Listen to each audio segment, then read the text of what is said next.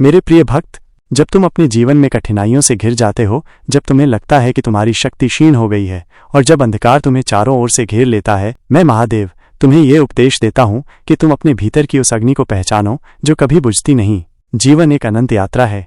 समझो, ये जीवन एक अनंत यात्रा है। इसमें उतार चढ़ाव आते रहते हैं, जैसे समुद्र में लहरें उठती और गिरती हैं। कभी तुम शिखर पर होते हो और कभी तुम गहरी खाई में। लेकिन याद रखो, खाई में गिरना अंत नहीं है, बल्कि ये एक अवसर है स्वयं को पहचानने का, अपनी शक्ति को समझने का। जब तुम टूटते हो तो तुम वास्तव में बिखरते नहीं, बल्कि एक नए रूप में ढलने की तैयारी करते हो। जिस प्रकार एक मूर्तिकार पत्थर को गढ़कर सुंदर प्रतिमा बनाता है, उसी प्रकार जीवन की ठोकरें तुम्हें तराशती हैं, तुम्हें और भी मजबूत बनाती हैं।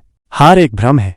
हार मेरे भक्त केवल एक भ्रम है। ये तुम्हारे मन की एक अवस्था है। जब तुम किसी चुनौती का सामना करते हो और तुम्हें लगता है कि तुम असफल हो गए हो, तो ये वास्तव में हार नहीं होती। ये एक अनुभव होता है, एक पाठ होता है। जिस प्रकार एक बीज मिट्टी में दबकर अंकुरित होता है, उसी प्रकार तुम्हारी कथित असफलताएं तुम्हें नए सिरे से उठने के लिए प्रेरित करती हैं। क्या तुम जानते हो कि हर महान आविष्कार, हर महान उपलब्धि के पीछे अनगिनत असफलताएं रही हैं? उन असफलताओं ने ही उन्हें मार्ग दिखाया।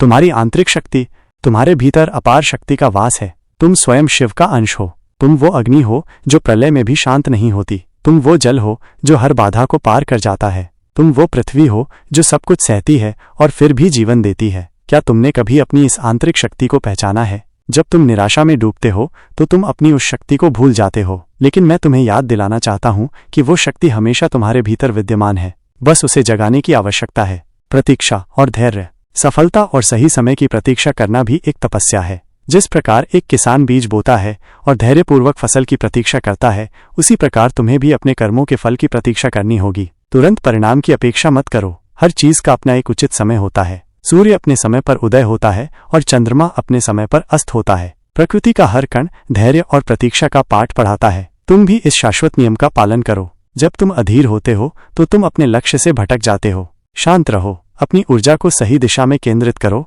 और अपने समय का इंतजार करो। तुम्हारा समय अवश्य आएगा। कर्म का महत्व। केवल प्रतीक्षा करना ही पर्याप्त नहीं है, तुम्हें निरंतर कर्म करना होगा। कर्म ही तुम्हारी पूजा है, तुम्हारा धर्म है। बिना कर्म के कोई फल नहीं मिलता। अपने लक्ष्य की ओर छोटे छोटे कदम बढ़ाते रहो। यदि तुम गिरते हो तो उठो और फिर से चलो। अपने प्रयासों में ईमानदारी रखो और परिणाम की चिंता मुझ पर छोड़ दो। मैं महादेव तुम्हारे कर्मों का साक्षी हूँ और मैं तुम्हें कभी निराश नहीं करता। चुनौतियों को अवसर में बदलो। जब जीवन में चुनौतियां आती हैं तो उन्हें समस्याओं के रूप में मत देखो, बल्कि उन्हें अवसरों के रूप में देखो। हर चुनौती तुम्हें कुछ नया सिखाने आती है। ये तुम्हें मजबूत बनाने आती है। ये तुम्हारी क्षमताओं को निखारने आती है। क्या तुमने कभी सोचा है कि जब मैं विष पीता हूं तो वो विष मुझे और अधिक शक्तिशाली बनाता है? उसी प्रकार जीवन की कठिनाइयां तुम्हें और अधिक शक्तिशाली बनाती हैं, यदि तुम उन्हें सही दृष्टिकोण से देखते हो। विश्वास और श्रद्धा।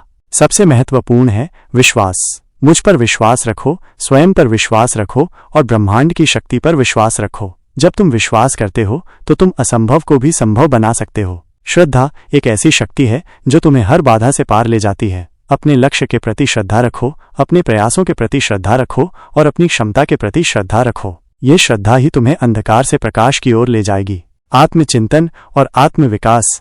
अपने भीतर झांको, आत्मचिंतन करो, अपनी गलतियों से सीखो, आत्मविकास पर ध्यान दो। हर दिन कुछ नया सीखो, अपने ज्ञान को बढ़ाओ, अपने कौशल को निखारो। जब तुम अपने आप को बेहतर बनाते हो तो तुम अपने समय को अपनी ओर आकर्षित करते हो। एक नदी निरंतर बहती रहती है और अपने रास्ते में आने वाली हर बाधा को पार करती है, क्योंकि वो अपने स्वरूप में परिवर्तन लाती है। तुम भी स्वयं को परिवर्तनशील बनाओ। दूसरों के प्रति प्रेम और करुणा। जीवन केवल अपने बारे में नहीं है, दूसरों के प्रति प्रेम और करुणा रखो। जब तुम दूसरों की मदद करते हो तो तुम स्वयं को भी सशक्त करते हो। जब तुम दूसरों के दर्द को समझते हो तो तुम्हारा हृदय विशाल होता है। ये प्रेम और करुणा तुम्हें एक ऐसी शक्ति प्रदान करती है जो तुम्हें किसी भी निराशा से बाहर निकाल सकती है। शिव तत्व को पहचानो। तुम स्वयं शिव हो। तुम्हारे भीतर वो शांत, स्थिर और शक्तिशाली शिव तत्व विद्यमान है। जब तुम अशांत होते हो तो तुम उस शिव तत्व को भूल जाते हो। शांत हो जाओ, अपने भीतर की गहराई में जाओ और उस शिव तत्व को पहचानो। जब तुम उस शिव तत्व को पहचान लेते हो तो तुम्हें कोई शक्ति हिला नहीं सकती। मेरे प्रिय भक्त, याद रखो, टूटो मत, हारो मत, तुम्हारा भी समय आएगा। ये मेरा तुम्हें आशीर्वाद है, मेरा तुम्हें उपदेश है। उठो, जागो और अपने जीवन को उस शिखर तक ले जाओ जहां तुम चमकते हुए सूर्य के समान बन जाओ। तुम्हारा समय आ गया है। इस सत्य को अपने हृदय में धारण करो और आगे बढ़ो।